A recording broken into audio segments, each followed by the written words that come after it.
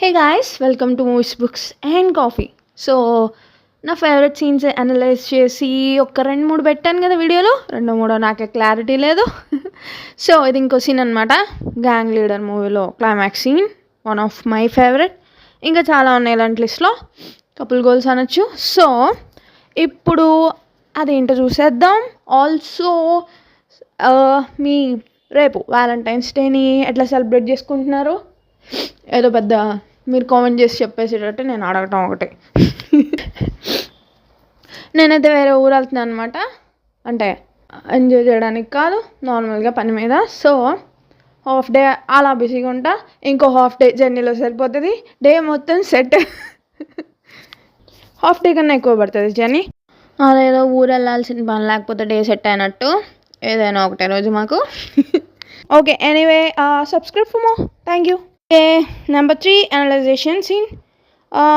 సారథి మన పెన్సిల్ చూడగానే ప్రియా మీద క్రష్ వచ్చేస్తుంది, జనరల్గా నార్మల్గా మోస్ట్ ఆఫ్ ద పీపుల్ లాగా. సో ప్రియా ఆల్రెడీ ఎంగేజ్డ్, అందులోనూ తన ఎక్స్ ఆయన ఎంగేజ్ చేసుకుని ఆయన చనిపోయాడు. సో ఆ బాధలో ఉంటుంది. ఒకవేళ ఆ బాధలో లేకపోయినా కూడా వెంటనే ఇష్టపడుతుంది అన్న గ్యారంటీ అయితే లేదులే, పక్కా అది వేరే విషయం. మిగతా వాళ్ళందరూ, మిగతా ఫ్యామిలీ మెంబర్స్ అందరూ పెన్సిల్ని లాస్ అయిన ఫ్యామిలీ మెంబర్లా అనుకుని యాక్సెప్ట్ చేసి ఎక్స్ప్రెస్ చేస్తారు. అఫ్ కోర్స్ వాళ్ళందరివి నాన్ రొమాంటిక్ బాండ్స్, అంటే విలువ లేనివా అంటే సేమ్ విలువ ఉన్నవే, కానీ ఆ బంధాలని వేరే వాళ్ళు చూడటానికి ప్రాబ్లం ఉండదు మోస్ట్ ఆఫ్ ద టైమ్స్. అంటే అలా అంత మన ఫ్యామిలీ మెంబర్ అంత డీప్గా చూడకపోయినా నార్మల్గా అన్నయ్య తమ్ముడు ఇట్లా నన్ను పిలిచేయచ్చు. అండ్ పెన్సిల్ కూడా తన యాక్షన్స్ ద్వారా వాళ్ళకి ఆ ఫ్యామిలీ మెంబర్ అయ్యాడు, వాళ్ళు యాక్సెప్ట్ చేశారు.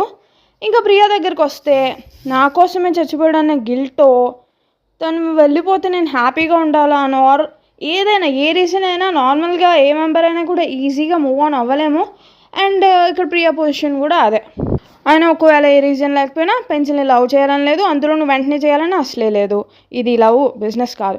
సో పెన్సిల్ని ఒక పర్సన్గా ఫస్ట్, దెన్ మేబీ ఫ్రెండ్గా, అండ్ ఇంకా ఎక్కువగా ఇష్టపడడం స్టార్ట్ చేసింది ఎక్కడో ఒక చోట ఈ జర్నీలో, బట్ చెప్పదు.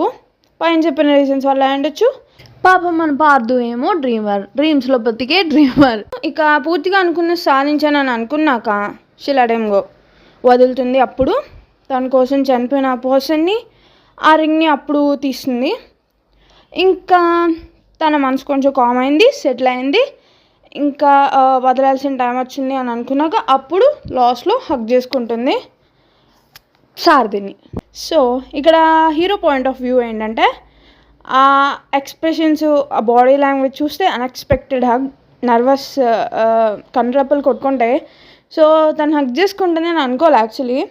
అండ్ ఎన్నిసార్లు పాపం క్లోజ్ అవ్వడానికి ట్రై చేసినా కుదరలేదు, ఆ ఛాన్స్ ఇవ్వలేదు. సో ఉంటుంది.